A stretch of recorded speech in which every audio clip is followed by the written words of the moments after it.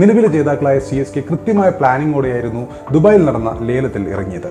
വളരെ സന്തുലിതമായ ഒരു സ്ക്വാഡാണ് തങ്ങൾക്ക് ലഭിച്ചിരിക്കുന്നത് എന്ന ആത്മവിശ്വാസം തീർച്ചയായും CSKക്കൊപ്പമുണ്ട്. അതുപോലെ നേരത്തെ പറഞ്ഞതുപോലെ രച്ചിന്റെ വരവ് ബാറ്റിംഗിൽ CSK ടോപ്പ് ഓർഡറിനെ കുറച്ചുകൂടി ശക്തമാക്കി കഴിഞ്ഞിട്ടുണ്ട്. പക്ഷേ ഡവൻ കോൺവേ, ഋതുരാജ് ഗെയ്ക്വാഡ്, അജിങ്ക്യ രഹാനെ എന്നിവർ നേരത്തെ തന്നെ ടോപ്പ് ഓർഡറിലുള്ളതിനാൽ രച്ചിനെ എവിടെ കളിപ്പിക്കുമെന്നത് ഒരു ചോദ്യമാണ്. 4 വിദേശ താരങ്ങളെ മാത്രമേ കളിപ്പിക്കാൻ സാധിക്കൂ എന്നതിനാൽ ഇപ്രാവശ്യവും മിച്ചൽ സാൻഡർ എന്ന സ്പിന്നർക്ക് ഇത്തവണയും അവസരം കിട്ടില്ലെന്ന് ഏറെക്കുറെ ഉറപ്പാണ്. കഴിഞ്ഞ കുറച്ച് സീസണുകളായി ടീമിലുണ്ടെങ്കിലും സാൻഡറിന് വളരെ കുറച്ച് അവസരങ്ങൾ മാത്രമേ CSK സ്ക്വാഡിൽ പ്ലേയിങ് 11-ൽ ലഭിച്ചിരുന്നുള്ളൂ. അതുപോലെ മുംബൈക്ക് കിട്ടാത്ത വലിയൊരു ബോണസ് കൂടി CSKക്കൊപ്പമുണ്ട്. അവരുടെ captain Mahendra Singh Dhoni, the experienced one.